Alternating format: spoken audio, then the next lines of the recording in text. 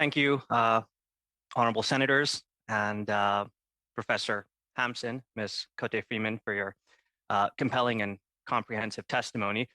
At a time when the rules-based international order is under attack and democratic norms are in decline, Canada has a unique opportunity to set the global standard for human rights practice and policy by refining our targeted sanctions framework through Bill S-217. Our current sanctions legislation sends an important message of solidarity to victims and accountability to violators, ensuring that through visa bans and asset seizures, the despots and dictators of the world cannot enjoy the freedoms in Canada that they deny their compatriots at home. Bill S-217 builds upon this in a meaningful way. We wholeheartedly endorse it and offer three prospective amendments for your consideration. First, in Article 6, foreign national should be changed to foreign person. The distinction is important. Foreign national restricts the proposed legislation to only apply to individual people, which would thereby exclude a significant proportion of currently implemented sanctions, particularly under the more expansive Special Economic Measures Act. Using the term foreign person would be more inclusive, covering the full range of those subject to sanctions under existing legislation, including legal persons such as corporate entities. Due to the current opacity that this bill addresses, we cannot explore the breakdown of currently seized assets, but can surmise that such entities constitute a compelling and significant proportion of them, while being part and parcel of the human rights violations and corruption that the bill seeks to redress. Second, with respect to Article 5, you may wish to consider a mechanism for the public or parliamentarians, such as this very committee, to be able to petition government to initiate a repurposing of assets and mandating a fulsome explanation if the government declines to do so. This additional democratic oversight and transparency would further strengthen standards and expand expertise while promoting a more proactive and responsive process. It would also very much be in line with foreign and domestic best practices. For instance, the US global Magnitsky laws require a detailed government response to submissions by legislators and also encourages petitions and submissions from NGOs and civil society actors, and all of which have often anchored and inspired sanctions implementation in the United States.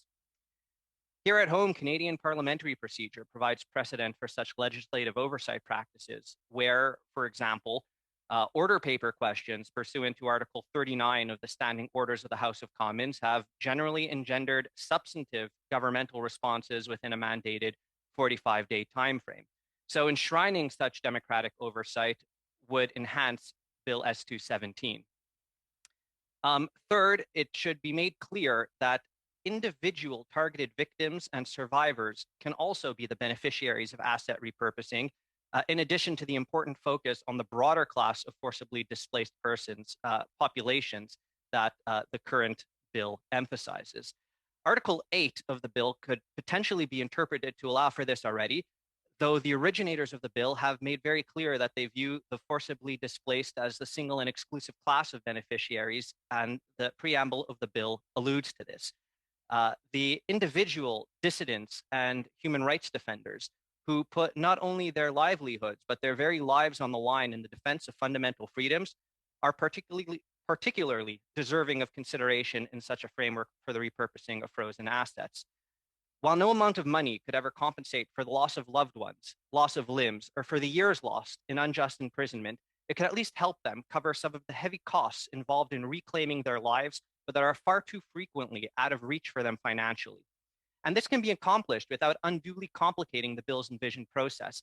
Its simple and straightforward summary hearing could be maintained with a more generous interpretation of Article 7.1, so that victims and survivors are deemed to potentially have a valid interest in the frozen asset and may participate in the hearing. This more inclusive interpretation can be reinforced in a variety of ways, but the most unintrusive one, both for Articles 7 and 8, would be by simply amending the preamble of the bill so that it specifically references the importance of redress for individual victims as a core purpose alongside support for forcibly displaced persons. We believe that the three proposed refinements strengthen the bill and ultimately its main purpose of advancing justice and accountability while assisting the most vulnerable. In closing, we wish to reaffirm our strong endorsement of the bill and encourage its expeditious adoption. Senators, some of the worst kleptocrats and killers of the world are benefiting from foreign banks and lounging on beaches while their victims languish in pain. When that image is replaced with one of an empowered survivor claiming their rights, international justice starts to tell a different story. Thank you.